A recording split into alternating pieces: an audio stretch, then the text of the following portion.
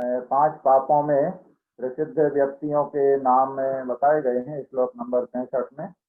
देखो, श्लोक नंबर 64 में पांच अणुव्रतों में प्रसिद्ध व्यक्ति बताए गए हैं और श्लोक नंबर 65 में पांच पापों में प्रसिद्ध व्यक्ति बताए गए हैं। ये कल हमने समझ लिए हैं। आज हम आपको पांच पापों में प्रसिद्ध व्यक्ति जो हैं, पहले पाप में धनश्री हिंसा में, दूसरे झूठ पाप में सत्यघोष, तीसरे चोरी पाप में तापस और चौथे कुशील पाप में आरक्षक और पांचवें परिग्रह पाप में शमश्रु नवनीत। इनकी शॉर्ट में हम कहानी आपको बता रहे हैं। पहला पाप है हिंसा पाप में धनश्री प्रसिद्ध हुई है। इनका संबंध लाट देश के भृगुकच्छ नगर से है। वहाँ का लोकपाल राजा था और धनपाल नाम का सेठ था और धनश्री उसकी सेठानी थी, धनपाल सेठ की। तो इनके गुणपाल और सुंदरी दो बच्चे हुए, लेकिन ये थोड़ा देर से हुए बच्चे। जब बच्चे नहीं हुए थे तो धनपाल सेठ ने एक कुंडल नाम का पुत्र दत्तक, कोई दूसरे का बेटा था, उसको ले लिया था। तो दत्तक बड़ा था। उसके बाद में फिर गुणपाल एक पुत्र हुआ इनके और सुंदरी एक पुत्री हुई। तो तीनों भाई बहन बड़े हो गए और धनपाल की मृत्यु हो गई। धनपाल की मृत्यु होने के बाद जो धनश्री थी सेठानी, तो वह अपने जो दत्तक पुत्र था कुंडल नाम का, उसी कुंडल में आसक्त हो गई। और जब गुणपाल और सुंदरी उसके जो सगे बेटा बेटी थे, ये भी बड़े हो गए, तो कुंडल के साथ मिलने में उसे बाधा होने लगी। तो क्या करें? तो गुणपाल जो बेटा था उसका सगा बेटा, बड़ा बेटा, तो इसको मार डालें, ऐसी वो एक दिन चर्चा कर रही थी कुंडल से। तो उस वार्ता को सुंदरी जो बेटी थी इसकी सेठानी की, उसने सुन लिया।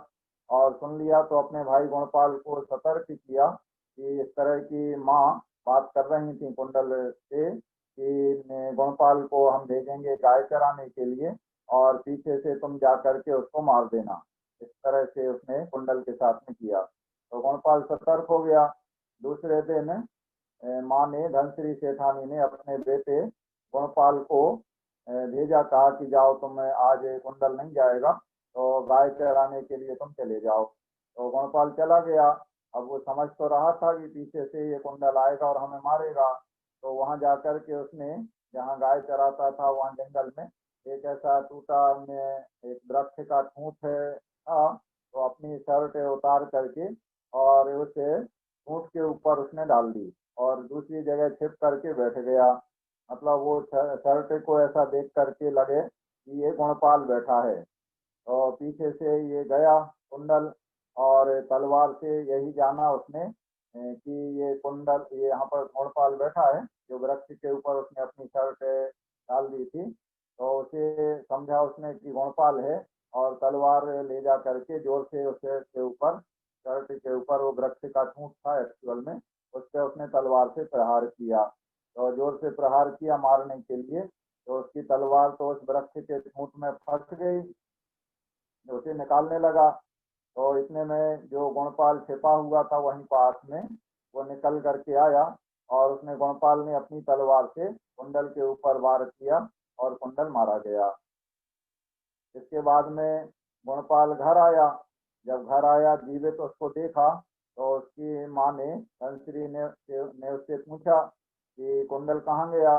तो उसने वो रक्त रंजित तलवार दिखाई अपनी गुणपाल ने कि ये तलवार बताएगी कि गुणपाल कहाँ गया, गुणपाल नहीं, ये कुंडल कहाँ गया। तो कुंडल को मार दिया गुणपाल ने, ऐसा धनश्री समझ गई। तो उसे बहुत गुस्सा आया। तो उसने, धनश्री ने गुणपाल को तलवार से मारना चाहा। इतने में सुंदरी ने मूसल से, मतलब उसने अपनी तलवार से गुणपाल को मार दिया। धनश्री ने, देखो, सगी माँ ने अपने सगे बेटे को मार दिया।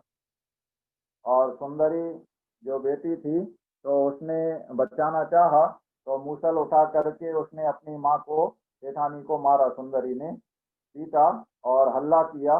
तो हल्ला सुन करके आसपास के लोग वहाँ इकट्ठे हो गए और सारी बातें लोगों को पता चली। फिर बाद में राजा के पास बात पहुंची न्याय के लिए। तो राजा ने उसको धनश्री को इसने अपने बेटे को मारा है और उसके अंदर जो कुंडल के साथ में उसने व्यभिचार किया, बुराइयां थी, तो उन सब के कारण से राजा ने उसको दंड दिया, गधे पर बैठाया, नाक कान काटे और इस तरह से उसको अपमानित किया। बाद में अत्यंत अपमानित होकर के मर के वो दुर्गति में गई। इस तरह से धनश्री हिंसा नाम के पहले पाप में प्रसिद्ध हुई है, कुख्यात कहना चाहिए। तो दूसरा है सत्य घोष। दूसरा पाप है झूठ पाप। हिंसा के बाद झूठ। तो झूठ में सत्य घोष प्रसिद्ध हुआ है। सत्य घोष का सत्य घोष नाम नहीं था, इसका सही नाम था श्रीभूति पुरोहित। एक ब्राह्मण पुरोहित था, श्रीभूति उसका नाम था। और इस कहानी का संबंध है सिंहपुर नगर से। वहाँ का सेहचंद राजा और रामदत्ता वहाँ की रानी थी। तो ये श्रीभूति पुरोहित वहाँ पर था राजा के महल में, राज्य में। तो इसको इसकी विशेषता क्या थी कि इसने घोषणा कर रखी थी कि वह कभी भी झूठ नहीं बोलता है, ना बोलेगा। और वो अपने गले में एक जनेऊ पहनता था। वो धागा होता है, तीन उसमें रस्सी रहती हैं, उसको जनेऊ कहते हैं। तो उसमें जनेऊ में एक कैंची उसने बांध रखी थी। और ये कहता था सबसे कि अगर धोखे से भी कभी मुझसे झूठ बोल जाएगा, जबान से निकल जाएगा, तो इस कैंची से मैं अपनी जबान को छेद लूंगा। इसलिए विश्वास दिलाने को वो कैंची अपने जनेऊ में बांधे था। तो सारे लोग उस पर विश्वास करते थे, ये बिल्कुल सत्यवादी है। और इस कारण से उसका नाम सत्य घोष, घोष माने बोलने वाला, तो सत्य घोष इस नाम से लोग उसे कहने लगे। श्रीभूति उसका नाम था एक्चुअल में, और उसे सत्य घोष के नाम से पुकारने लगे सारे लोग। लेकिन वो ऊपर से दिखावा सत्य बोलने का करता था, लेकिन झूठा और बेईमान था। तो उसकी ईमानदारी से, सत्यवादिता से प्रसन्न होकर के लोग उसके पास आते थे, लेन देन करते थे। लेकिन वह जैसे कोई चीज कोई रख के गया उसके यहाँ, और उसमें से कुछ छिपा लेता था, चुरा लेता था। और क्योंकि वो राज्य पुरोहित था, इसलिए कोई कुछ कह नहीं पाता था उससे। इस तरह से काफी समय तक चलता रहा।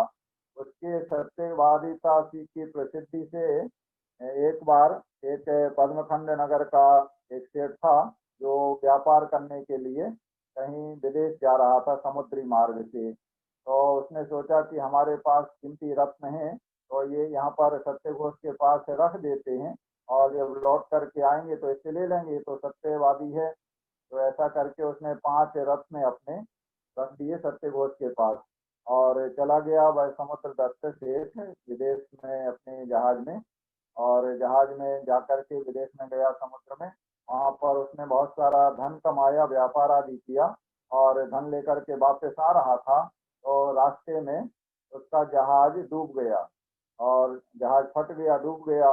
तो जैसे तैसे वह अपने प्राण बचा करके किसी तरह से कुछ काष्ठ खंड वगैरह पा गया, उसके सहारे से किनारे पर लगा। और किनारे पर लग करके अब उसके पास कुछ भी नहीं था, तो बिल्कुल ऐसा दिख रहा था भिखारी जैसा। सारा माल तो उसका डूब गया था जहाज में, पहनने के कपड़े भी अच्छे नहीं बचे थे उसके पास। तो इस तरह ऐसे हालत में वह आ रहा था। तो उसने यही सोचा कि हम जाएंगे और जाकर के जो 5 कीमती रत्न हमने सत्यघोष के पास रखे हैं, वे उससे हम प्राप्त कर लेंगे, और उससे हमारी आजीविका चलेगी, और फिर से अपना व्यापार वगैरह हम अपना जमाएंगे। ऐसा सोच करके चला आ रहा था। तो दूर से सत्यघोष ने देखा उसे कि देखो वो आ रहा है, पहचान लिया दूर से। और अपने आसपास बैठे हुए लोगों से कहा कि देखो मैं जानता हूँ ये एक पागल व्यक्ति आ रहा है, पागल जैसा दिख रहा था, और ये आकर के कहेगा कि हमारे रत्न दे दो। ऐसा कहेगा, पागल है, इसका कोई भरोसा नहीं है। ऐसे उसने अपने आसपास के लोगों से कहा। और थोड़ी देर में वो पहुंच गया वहां पर, समुद्र दत्त सेठ जो था। तो उसने कहा सत्यघोष से कि हम तुम्हारे पास 5 रत्न रख गए थे, और व्यापार करके हम आ रहे थे, हमारा जहाज फट गया है, डूब गया है। तो हमारी हालत ऐसी हो गई है, कुछ नहीं बचा हमारे पास। तो कृपया हमारे वो 5 रत्न आप हमें दे दें। तो वो कहने लगा सत्यघोष, देखो मैं तो पहले ही कह रहा था कि ये पागल रतन मांगेगा, और उसको भगा दिया कि तू पगला गया है, तेरी बुद्धि पागल हो गई है और तू झूठ बोल रहा है, ऐसे करके उसको भगा दिया डांट करके। तो वह सारे नगर में घूम घूम करके चिल्लाता हुआ सबको सुना है, ये सत्यघोष झूठा है, बेईमान है, इसने हमारे 5 रत्न हड़प लिए हैं। तो किसी ने उसकी बातों पर ध्यान नहीं दिया। अंत में हार थक के वो राजा के पास गया।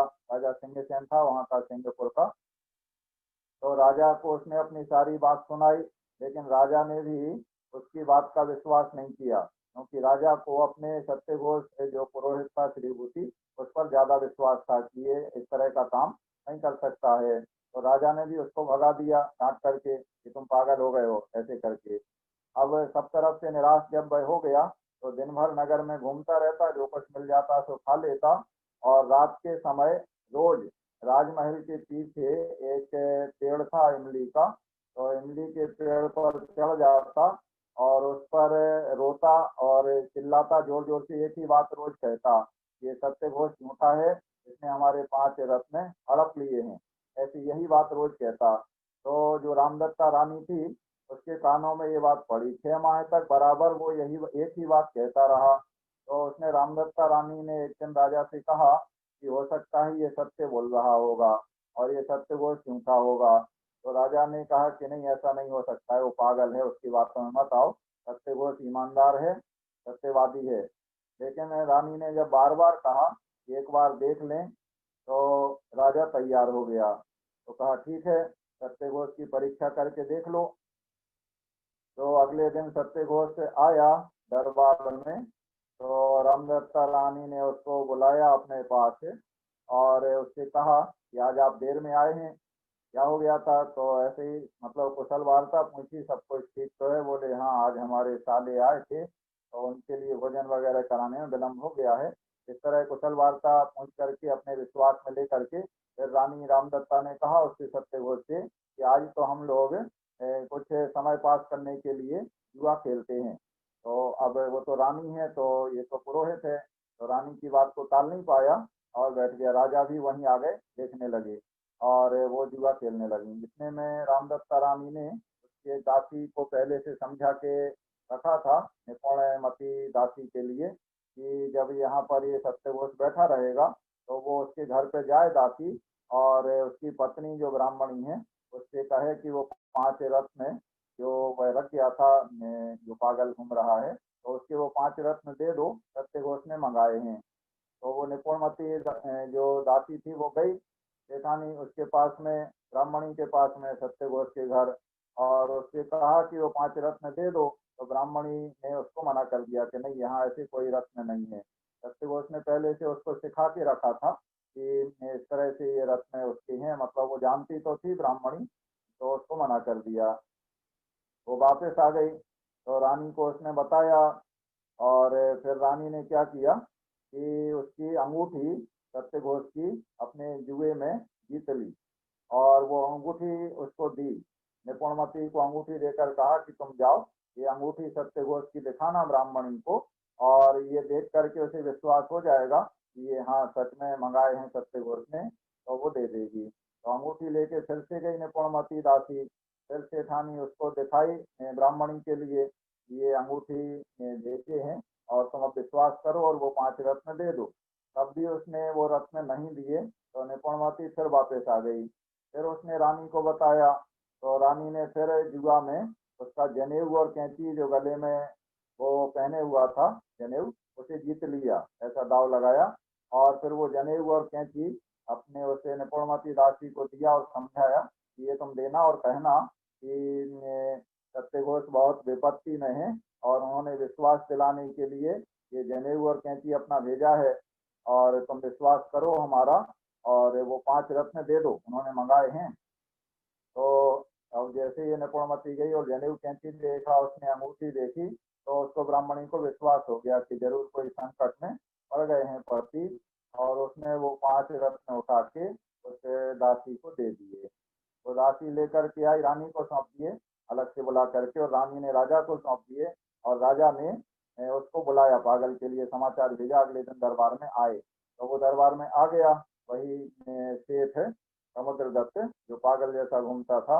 और दरबार में आया तो राजा ने अपने खजाने से बहुत सारे रत्न निकलवाए, एक थाली में रखे, और उन्हीं रत्नों के बीच में उसके असली जो 5 रत्न थे उनको भी मिला दिया, मतलब मिक्सअप कर दिया, ये परीक्षा करने के लिए कि ये अपने रत्नों को पहचान पाता है कि नहीं। तो उसको दिखाए कि ये रत्न है, इनमें से तुम बताओ तुम्हारे कौन से हैं। तो उसने अपने 5 रत्न पहचान लिए और पहचान के निकाल लिए। तो राजा को विश्वास हो गया कि ये सत्यघोष झूठा है, और ये जो व्यापारी है सेठ है समुद्रदत्त, ये ईमानदार है, इसके वास्तव में 5 रत्न इसने हड़प लिए थे सत्यघोष ने। तो इस तरह से अब ये सिद्ध हो गया। उससे पूछा तो वो मना करता रहा, लेकिन राजा ने इस तरह से सिद्ध जब हो गया अपराध, तो उसकी अपराध की सजा उसके लिए सुनाई। तो सजा में 3 प्रकार की सजा सुनाई। इन 3 में से तुम कौन सी सजा चाहते हो, वो सजा तुम ले सकते हो। तो पहली सजा सुनाई कि 3 थाली गोबर खाना पड़ेगा।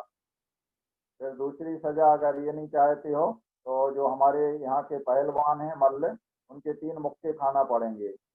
और अगर ये भी नहीं चाहते हो तो तीसरी सजा है कि सारा धन दे दो, अपना जो भी तुम्हारे पास धन है सारा धन खजाने में जमा करा दो। तो अब ये सत्यघोष ने सोचा कि सारा धन दे देंगे तो क्या करेंगे, और मल्ल तो वो पहाड़ जैसे हैं, इनके मुक्के तो एक भी हम सहन नहीं कर पाएंगे, मर ही जाएंगे। तो फिर क्या करें, 3 थाली गोबर खा लेते हैं। तो दरबार में गोबर मंगाया गया और उसने खाना शुरू किया।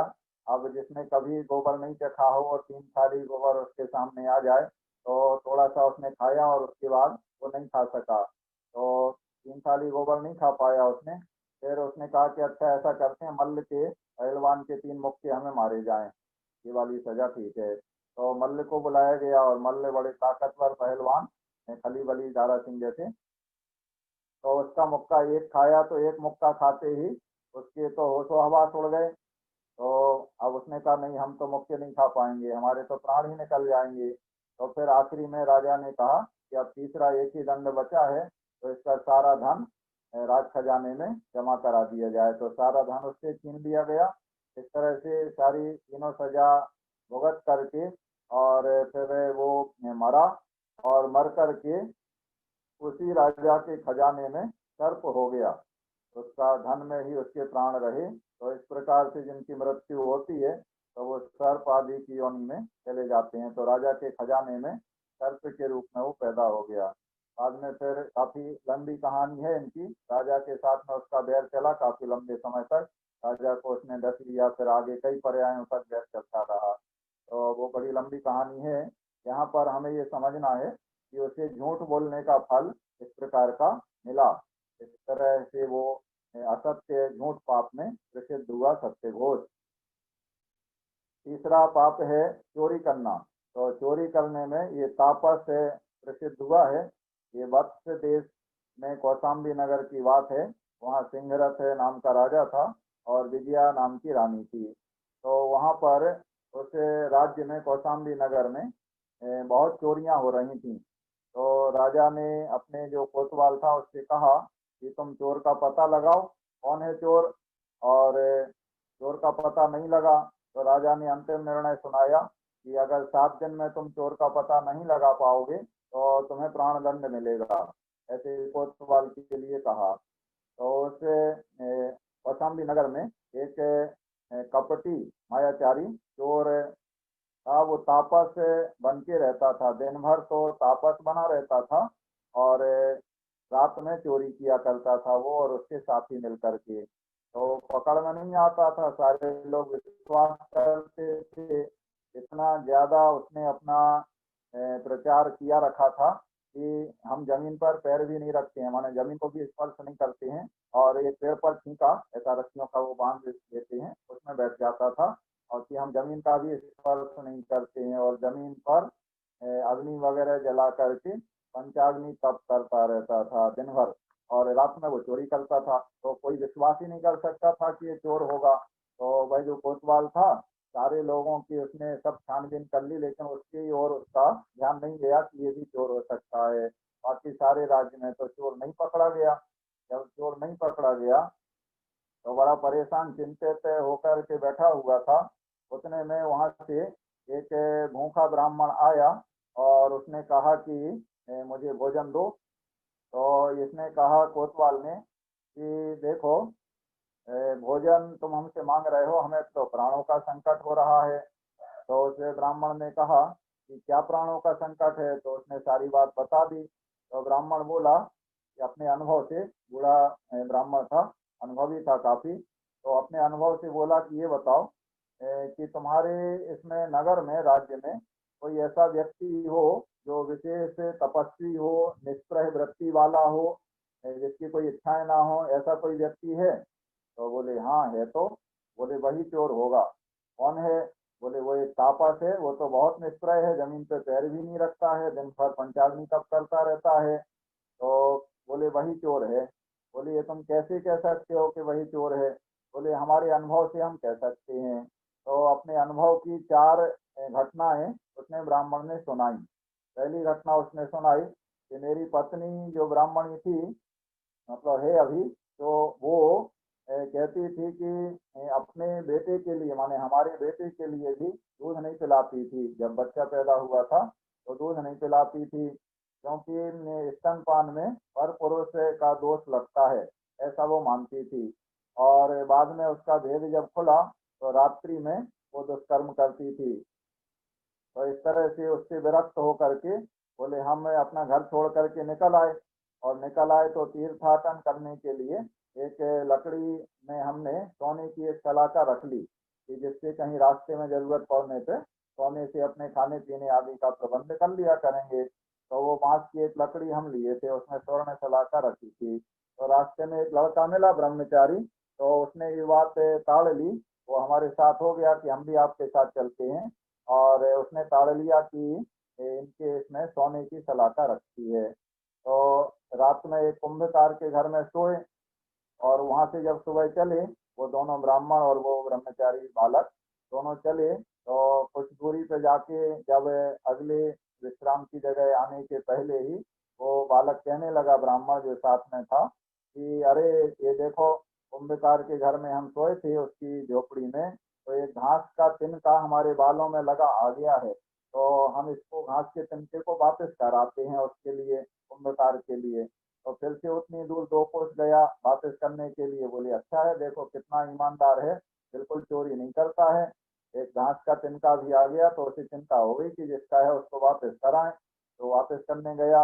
यहाँ पर ये ब्राह्मण अपना जहाँ भी उसकी व्यवस्था हुई तो खाया पिया और विश्राम किया। बाद में रात तक वो लौट करके आया बालक। तो लौट करके आया तो रात्रि हो गई। अब भोजन वगैरह का अपना इंतजाम करने के लिए उस बालक को जाना था नगर में। तो ब्राह्मण से कहा कि आपके पास ये लाठी है, ये हमें दे दो, रास्ते में कुत्ते वगैरह भौंकते हैं तो उनको भगाने में काम आ जाएगी हमें। तो उसने विश्वास किया कि देखो, जब इतना, मतलब एक तिनका कुम्हार का उसके बालों में लगा आ गया था, तो 2 कोस दूर लौटाने गया, तो ये तो बड़ा ईमानदार है। तो उसने वो लाठी दे दी उसके लिए विश्वास करके। और वो लाठी पाया और लेकर के भाग गया, फिर लौट करके नहीं आया। तो बोले ये दूसरी घटना हुई। तीसरी घटना बोले एक और हुई। हम चले आ रहे थे तो जंगल में हमने देखा कि एक वृक्ष पर बहुत सारे पक्षी रहते थे। तो उनमें एक बूढ़ा पक्षी था। तो वो बूढ़ा पक्षी उड़ नहीं सकता था, चल नहीं सकता था, तो उसके लिए खाने पीने की बड़ी समस्या हो रही थी। तो फिर भी अपने आप के लिए ईमानदार कहता था। तो सारे पक्षी जो जवान थे, तो उड़ करके जब जाते थे दूसरी दूसरी जगहों पे दाना पानी के लिए, तो वो कहने लगा बूढ़ा पक्षी कि देखो, तुम विश्वास नहीं होगा कि तुम्हारे छोटे बच्चे यहाँ पर हैं घोंसले में, और अंडे वगैरह हैं, तो कहीं कोई आ जाएगा, मैं सो जाऊंगा और कोई चुरा ले जाएगा या खा जाएगा, तो तुम हमारे ऊपर आरोप करोगे। इसलिए तुम ऐसा करो कि हमारे मुंह पे एक पट्टी बांध दो, तो जिससे तुम्हें विश्वास रहेगा कि मैंने तो ऐसा नहीं किया है। तो उन्होंने पहले तो कहा कि नहीं, आप हमारे घर के हैं, बुजुर्ग हैं, बड़े हैं, और आप ऐसा नहीं कर सकते। बोले नहीं, तो तुम तो पक्षी बांधो। तो उनकी बात मानी उसने, और वो पक्षी उनकी उसकी चोंच पे पट्टी बांध गए और चले गए। अब इसने पट्टी को धीरे धीरे अपने पैरों से खोला, और खोल करके उनके अंडे, छोटे बच्चे वगैरह जो भी थे उनको खा लिया, और फिर से उस पट्टी को वैसे ही बांध लिया। और वो जब वहां से लौट करके आए तो अपने बच्चों को, अन्नों को नहीं पाए। इस तरह से ये तीसरी घटना सुनाई। फिर चौथी घटना एक और सुनाई कि एक चोर तापस, जैसे आपके यहाँ जो तापस है इसी तरह का एक तापस था, वो भी चोर था जो हमें मिला रास्ते में। तो वो क्या करता था कि अपने दोनों हाथों से एक शिला ऐसे उठाए रहता था, बड़ी सी पत्थर की शिला, और उसको लिए हुए वो खड़ा था। तो रात में जब चलता था तो अरे हे जीव हटो, हटो मैं पैर रख रहा हूँ, हे जीव हटो मैं पैर रख रहा हूँ, इस तरह से चलता था वो, माने कोई जीव की हिंसा उससे ना हो जाए। तो उसके लिए अपसर जीव, इस प्रकार से लोग कहने लगे थे, माने जीवों की रक्षा करने वाला। और वही एकांत जब मिलता था और कोई ऐसा राहगीर मिला, एकांत मतलब सुना स्थान है, तो उसी पत्थर की शिला को पटक करके उसे मार डालता था, और उसके पास जो भी धन संपत्ति सोना चांदी वगैरह होता था तो वो उसे लूट लेता था। इस तरह का वो तापस से मिला एक रास्ते में। तो ये चार घटनाएं उस ब्राह्मण ने कोतवाल के लिए सुनाई। तो कोतवाल को लगा कि हो सकता है इसकी बात में दम तो लग रही है, जब इस तरह की घटनाएं हो सकती हैं तो हो सकता है कि ये आपस चोर होए, क्योंकि और अन्यत्र कोई चोर नहीं मिला। तो उससे ने कहा कि तुम चिंता मत करो, हम ये इसका पता करके तुम्हें बता देंगे। तो वो ब्राह्मण गया जहाँ पर वो तापस पेड़ पे टींके पे बैठा करता था, और वहीं पर शाम के समय गया, और उसके साथी चेले चपाटे जो लोग थे ना, तो उन्होंने उससे कहा कि हटो हटो यहाँ से, भागो, यहाँ कैसे आए तुम। तो उसने कहा कि देखो शाम हो गई है, रात होने वाली है, अंधेरा हो रहा है, और मुझे रात में दिखाई नहीं देता है, मैं दूर देश से आया हूँ, तो रात यहीं बैठ कर के मैं गुजार लूँ और सवेरे में चला जाऊंगा। तो उन्होंने उसकी परीक्षा की, तो बनावटी अंधा बना हुआ था वो। तो उसकी परीक्षा की, तो जैसे भी उन्होंने मतलब उसकी खूब परीक्षा कर ली, तो उसने पूरा दिखावा किया कि वो अंधा है। उनको विश्वास हो गया कि ये तो अंधा है, तो इससे कोई खतरा हमारे लिए नहीं है। ऐसा जान करके फिर वो लोग निश्चिंत हो गए। और जैसे ही अर्धरात्रि का समय हुआ तो साथी लोग सब लोग लूट करने गए और लूट करके आए, और एक अंधकूप में सारे धन को वो रखते थे। तो ये बूढ़ा ब्राह्मण सब देखता रहा, और ये बात फिर सुबह उठ के वहां से चला आया, उनसे कुछ नहीं कहा, और आकर के ये बात कोतवाल को बताई। और फिर राजा के पास ये खबर गई, कोतवाल ने उसको वापस के लिए पकड़ लिया, बंदी बना लिया, राजा के सामने उसको लाया गया। और सारा धन जो अंधकूप में रखा था नगर के लोगों को लूट लूट करके, वो सारा धन वहां से मिल गया। इस तरह से फिर राजा ने उस तापस के लिए, जो चोर था, उसके लिए सजा दी और भारी यातना उसके लिए दी, और अंत में मर के वो दुर्गति में चला गया। इस तरह से चोरी करने में ये तापस प्रसिद्ध हुआ है। चौथा पाप है कुशील पाप। और कुशील पाप में यमदंड नाम का आरक्षक, आरक्षक माने कोतवाल, प्रसिद्ध हुआ है। और ये कहानी है आहिर देश में, नासिक के नगर, वहाँ का राजा था कनक रथ और रानी थी कनकमाला, और उनका जो कोतवाल था उसका नाम था यमदंड। तो ये यमदंड कोतवाल की जो माँ थी वो सुंदरी थी और यौवनवती थी, और जवानी में ही विधवा हो गई थी। मतलब उसका कोतवाल का जो पिता था वो मर गया था, तो माँ विधवा हो गई थी। तो विधवा होने से वह यौवन संपन्न थी और व्यभिचारिणी हो गई। तो एक दिन उसकी यमदंड की पत्नी ने अपनी सास के लिए, यमदंड की माता के लिए अपने आभूषण दिए कि आभूषण आप रख लो हमारे। तो उसने रख लिए, और फिर उन आभूषणों को लेकर के पहन करके वह रात में अपने जो उसका प्रेमी था, जार था, उससे मिलने के लिए जा रही थी। तो यमदंड ने उसको अंधेरे में देख लिया कि कोई महिला जा रही है, उससे कहाँ जाती हो। तो यमदंड ने उसका रूप देखा, वो पहचान नहीं पाया कि उसकी माँ है। वो इस तरह से छिपा के चेहरा वो जा रही थी, लेकिन उसको पकड़ लिया और उस पर वो भी आसक्त हो गया। तो यमदंड ने उसका सेवन किया, अपनी माँ के साथ में उसने व्यभिचार किया। और उसके पास में जो रत्न वो थे, सोने के आभूषण वगैरह थे, वो आभूषण भी उसने ले लिए यमदंड ने, और लेकर के अपनी पत्नी को ला करके दिए वो आभूषण। तो पत्नी ने कहा कि तुम कहाँ से लाए हो, ये आभूषण तो मेरे हैं और मैंने अपनी सास को रखने के लिए दिए थे। तो यमदंड समझ गया कि वो रात्रि में अंधकार में अपनी माँ को भोगा है, इस तरह से जान गया। और फिर बार बार वहीं पर उसको बुला करके और उसके साथ में वह को कर्म करने लगा। तो इसकी पत्नी को ये पता चल गया, यमदंड की पत्नी को। तो उसने उसके यहाँ धोबिन आती थी कपड़े वगैरह धोने वाली, तो उस धोबिन के लिए बताया। और धोबिन ने एक मालिन को बताया।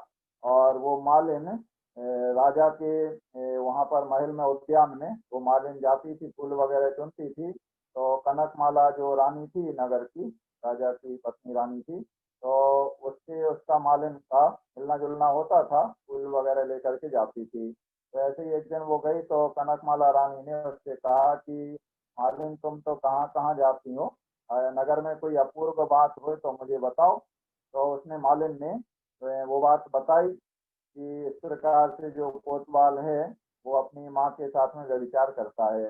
तो रानी ने राजा को बताई ये बात। और फिर राजा ने परीक्षा करके उसको मतलब उसको ऐसा अपने गुप्तचर वगैरह लगा दिए और उनके माध्यम से ये साबित हो गया कि हाँ ये बात सत्य है। और फिर उसके लिए यमदंड कोतवाल के लिए सजा दी, दंड दिया और अंत में मर के वो दुर्गति को प्राप्त हुआ। इस तरह से कुशील पाप में यमदंड कोतवाल प्रसिद्ध हुआ है। और अंतिम में है परिग्रह पाप। परिग्रह संचय करना, बहुत ज्यादा जरूरत से ज्यादा सामान रखना, जिसमें शमश्रु नवनीत ये प्रसिद्ध हुआ है। अयोध्या नगर की घटना है ये। वहाँ भवदत्त सेठ और धनदत्ता सेठानी के लुब्ध दत्त नाम का पुत्र था। ये जो शमश्रु नवनीत की कहानी है, इसका नाम लुब्ध दत्त है। तो ये भवदत्त सेठ और धनदत्ता सेठानी का पुत्र था। तो एक दिन व्यापार करने के लिए वह गया, बाहर गया। प्राय लोग दूसरे दूसरे देशों में जाया करते थे, तो व्यापार करने के लिए गया और वहां से व्यापार करके आ रहा था। तो इसका सारा धन लुटेरों ने लूट लिया, सब चोरी हो गया, लूट करके ले गए, कुछ नहीं बचा इसके पास में। तो निर्धन हो गया। अब रास्ते में आ रहा था तो इसके पास स्थिति ऐसी हो गई कि खाने के लिए भी कुछ नहीं बचा लुब्ध दत्त के पास में। तो एक गांव में अहीरों की बस्ती थी, तो वहां से उसने कुछ छाछ मांगा, मट्ठा छाछ, और उसे पी करके उसने अपनी क्षुधा को शांत किया। अब उस मट्ठे को, छाछ को इसने पिया तो उसके जो उसमें कुछ नवनीत मक्खन वगैरह घी के कण थे वो इसकी मूछों में लग गए। ऐसे कटोरे से उसने ऐसे पिया पात्र से, तो उसकी मूछों में वो घी के कण कुछ चिपक गए जो उसमें मट्ठे में छाछ में थे। तो उसने अपनी मूछों से वो कण निकाले और एक पात्र में रखे। अब उसे कहा लगा कि ये घी तो अच्छा कीमती है, तो इसको इकट्ठा करना चाहिए। तो अपनी मूछ में लगे हुए ऐसा रोज वो करने लगा। छाछ मांगे और छाछ लोग फ्री में ऐसे दे देते हैं, गाँव में मिल जाता है। तो उसमें जो भी थोड़ा सा घी रहता वो उसकी मूछों में लगे और अन्य प्रकार से भी थोड़ा सा घी निकाल के एक पात्र में, हंडी में, मिट्टी मिट्टी के ऐसे वो घड़े वगैरह होते हैं, ऐसी हंडी में वो इकट्ठा करता गया। तो कुछ दिनों में उसने थोड़ा सा वो हंडी भर के घी इकट्ठा कर लिया। और सर्दी का समय था तो ऐसे ही लेटा हुआ था, एक झोपड़ी नुमा उसने बना ली थी वहीं पे, और उसमें लेटा हुआ था। तो खाट के ऊपर लेट गया और वो जो हंडी थी उसकी मिट्टी की, उसे ऐसे ऊपर उसने अपनी झोपड़ी में ऊपर एक रस्सी बांध करके उसमें छींका बना के उस पे उसने उसको रख दिया था, हंडी को जिसमें घी उसने जमा किया हुआ था। और क्योंकि सर्दी का समय था तो वहीं पास में उसने लकड़ी वगैरह जला करके थोड़ी आग, जिससे उसकी सर्दी, उसे सर्दी ना लगे और गर्मी उष्मा आती रहे आग से, तो आग जला के रखी थी। और इस तरह वो लेटा हुआ था। तो लेटे लेटे वो विचार करने लगा, इस तरह से विचार करता रहा कि देखो ये घी मैंने इतना इकट्ठा कर लिया है, और घी इकट्ठा करूंगा और फिर इसे बाजार में जा करके बेचूंगा, और घी से जो पैसे हमें मिलेंगे तो उस धन से फिर मैं कोई व्यापार शुरू करूंगा, व्यापारी तो था ही, और फिर व्यापार में मुझे अच्छा लाभ होगा। तो मैं बड़ा सेठ बन जाऊंगा। जैसे पहले मैं सेठ था ऐसे बड़ा सेठ बन जाऊंगा और मेरे पास बहुत सारा धन हो जाएगा। इस तरह से सोचता रहा कि अब ये धन हो जाएगा, फिर ये धन हो जाएगा, फिर मेरी शादी हो जाएगी। अभी शादी नहीं हुई थी, कुमारा था वो। और मेरी शादी हो जाएगी, मैं बड़ा संपन्न समृद्धिशाली बन जाऊंगा। तो मेरी पत्नी आकर के मेरे पैर दबाएगी, और जब पैर दबाएगी तो मैं उससे कहूंगा कि देख, तुझे पैर दबाना भी नहीं आता है अच्छे से। और ऐसे लात उसको मारूंगा, ताड़ित करूंगा। तो ऐसे वह इसकी कल्पना में खोया हुआ और विचार करता करता उसने अपना एक पैर उठाया और उठा करके ऐसा फटकारा जैसे लात मार रहा हो। और वो पैर उठा करके जैसे उसने फटकारा, तो ज्यादा ऊंची नहीं थी झोपड़ी, और वो जो नीचे तो उसकी नीची हंडी रखी थी, तो वो उसके पैर उसी हंडी में जा करके लगा। और जब पैर उस हंडी में लगा तो वो हंडी फूट करके गिर गई, और उसका सारा घी वहां फैल गया। और घी फैलने से वहाँ जो लकड़ी वगैरह उसने जला के रखी थी अपनी सर्दी भगाने के लिए, तो उसकी आग एकदम से बढ़ी, और उसी आग में उसकी चारपाई वगैरह झोपड़ी सब जल गई, और वो खुद भी उसी में जल गया। इस तरह से जल के मरा, और मर करके दुर्गति में चला गया। तो इस तरह से ये शमश्रु नवनीत, शमश्रु माने होता है मूछ, और नवनीत जो उसकी मूछों में नवनीत लगा था माने मक्खन नवनीत। तो ये उसका नाम पड़ गया था शमश्रु नवनीत, माने मूछों से मक्खन वो इकट्ठा करने वाला। और एक्चुअल उसका नाम था जन्म से लुब्ध दत्त, और भवदत्त सेठ और धनदत्ता सेठानी का ये बेटा था। जैसे श्रीभूति ब्राह्मण जो पुरोहित था उसका नाम सत्यघोष हो गया था, उसी तरह इसका दुग्ध दत्त का नाम शमश्रु नवनीत हो गया था। तो वही नाम है अब इसमें लेख में आया है। इस तरह से ये पांच व्यक्ति एक एक पाप में प्रसिद्ध हुए हैं। आचार्य श्री समंत भद्र स्वामी ने रत्नकरंद श्रावकाचार ग्रंथ में श्लोक नंबर 65 में इन पांच व्यक्तियों के नाम इसमें बताए हैं, जिनके संक्षेप में कहानी हम आपको बता दिए हैं। और अब आगे बढ़ते हैं, आज एक ही श्लोक लेना है 66 नंबर। तो इसमें श्रावक के 8 मूल गुण बताए गए हैं, दोहराएंगे। मध्य मांस मधु त्यागई, मद्य मांस मधु त्यागई, सहाणु व्रत पंचकम, सहाणु व्रत पंचकम, अष्टौ मूल गुणानाहुर, अष्टौ मूल गुणानाहुर, गृहीणाम श्रमणोत्तमा है। ग्रहिणाम समणोत्तमा। इसमें श्रावक के 8 मूल गुण बताए गए हैं। मूल कहते हैं जड़, जैसे मूल या मकान में नींव जमीन के अंदर रहती है, तो उसी तरह से मूल गुण कहलाते हैं। श्रावकों के 8 मूल गुण बताए हैं। जैसे मुनिराज के साधु परमेष्ठी के 28 मूल गुण होते हैं, इसी तरह से श्रावकों के 8 मूल गुण बताए। कौन कौन से 8 मूल गुण बताए हैं? श्रमणोत्तमा माने भगवान जिनेन्द्र देव ने मध्य मांस मधु त्यागई माने मध्य का त्याग, मांस का त्याग और मधु का त्याग। मध्य माने शराब, मांस और मधु, इन तीन का त्याग। और अणुव्रत पंचकम, 5 अणुव्रत का पालन माने 5 पापों का त्याग। तो 5 अणुव्रतों का पालन, अहिंसा, सत्य, अचौर्य, ब्रह्मचर्य और परिग्रह परिमाण। तो ये 5 पाप का और 3 मकार, मध्य मांस मधु मां से शुरू होते हैं तीनों, इसलिए इनको 3 मकार भी कहते हैं। तो 3 मकार और 5 पाप, इनका त्याग करने को अणुव्रत पंचकम लिया है। तो 5 पापों का एक देश त्याग करना अणुव्रत कहलाता है। तो अणुव्रत कहेंगे तो अहिंसा, सत्य, अचौर्य, ब्रह्मचर्य और अपरिग्रह का पालन, और मध्य का त्याग, मांस का त्याग और मधु का त्याग। इनको ग्रहिणाम माने गृहस्थों के अष्टौ मूल गुणान आहु, 8 मूल गुण कहते हैं। 8 मूल गुणों के इसमें नाम बताए हैं। तो ये मूल गुण माने जो अवश्य पालन करने योग्य हैं। मूल के बिना यानी जड़ के बिना जैसे वृक्ष नहीं रहता है, ऐसे ही मूल गुण जो पालन नहीं करते हैं तो वो श्रावक की श्रेणी में नहीं आते हैं। तो सभी गृहस्थों को ये 8 मूल गुण अवश्य पालन करना चाहिए। अगर मूल गुण पालन नहीं करते हैं तो श्रावक की श्रेणी में नहीं आते हैं। और अन्य आचार्यों ने ये बात कही है कि ऐसे जो गृहस्थ हैं जो मूल गुणों का पालन नहीं करते हैं उन्हें तो जिनेंद्र भगवान की देशना सुनने की पात्रता भी नहीं होती है। हमें वो देशना जिनेंद्र भगवान की देशना हमें उपदेश सुनने के पात्र नहीं है। तो उपदेश सुनने की पात्रता ये श्रावक के 8 मूल गुण पालन करने से आती है।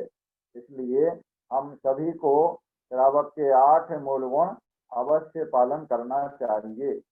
तो यहाँ पर अणुव्रत जो है तो इस तरीके से जैसे व्रती पालन करते हैं 5 पापों का एक देश त्याग करके अणुव्रत पालन करते हैं, उस रूप में ना करें तो सामान्य रूप में ही हिंसा, झूठ, चोरी, कुचील और परिग्रह का परिमाण करना और 4 पापों का त्याग और परिग्रह का परिमाण, इस तरह का तो हर गृहस्थ के लिए करना चाहिए। और मद्य, मांस और मधु जो साक्षात शराब पीना, मांस खाना और मधु माने शहद का खाना उपयोग करना, इनका त्याग करना चाहिए। इस तरह से 8 मूल गुणों का पालन सभी को करना चाहिए।